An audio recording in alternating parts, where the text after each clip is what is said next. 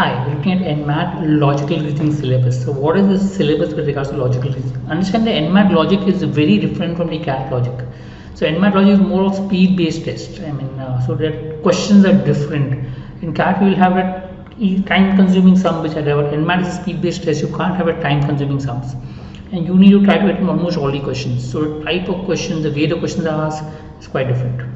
So we've been training students for more than 23 years, so fairly comfortable with the exam. We do have workshops for NMAT, etc. Coming to NMAT logical reasoning sections, there are 40 minutes and 36 questions. So in NMAT, all of these sections are 36 questions. The time changes. So logical reasoning has a middle 40 minutes. The con section has 52 minutes, and so on. So here it includes both verbal reasoning and analytical reasoning. So almost equal, little bit more and less, but almost equal distribution between the verbal reasoning section and analytical reasoning section.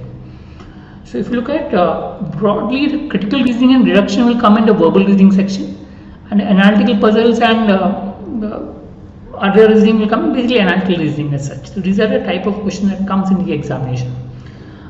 So in critical reasoning, verbal reasoning, you need to more verbal, you need to understand and deduce, answer. But puzzles and all you need to solve. So they're two different, but they're almost equal in number of questions. So we look at critical reasoning based questions. There are conclusion based questions, inference based questions, assumption based questions. Then there is strengthening and weakening and course of action. So these are the 5 areas that you can look at as far as questions are concerned. So as far as critical reasoning is concerned, so you may have a couple of 1 or 2 questions of each type which are there. So what strengthens, what weakens the argument, what is the assumption, what are inference, etc. Same way in deductions you have conclusion statement, assumption, fact analysis, statement, argument, decision making. So these are deduction type of questions which you have as far as so these two sets half the paper become extremely important. You need to practice this. One of the good source is the GMAT paper for these type of broad understanding of critical reasoning questions. Then come analytical puzzles. So you have puzzles, group of 4 questions in one puzzle set.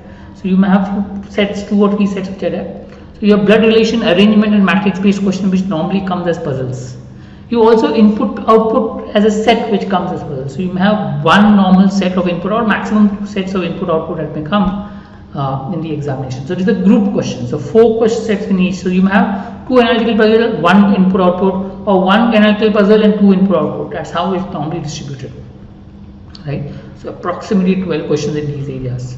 But it's a group question for 4 questions each. And then there are other reasoning questions. So missing values in figures. You have your few figures. What's the missing value? Set theory. Sets are given. You have to find a value. Ranking test. Venn diagrams. You are given when values are given, and you need to find what particular value. They're comparatively easy. Syllogism, clocks and calendars, coding, decoding, symbol based question, direction. So these are type of questions that normally come as far as reasoning is concerned as far as NMAT.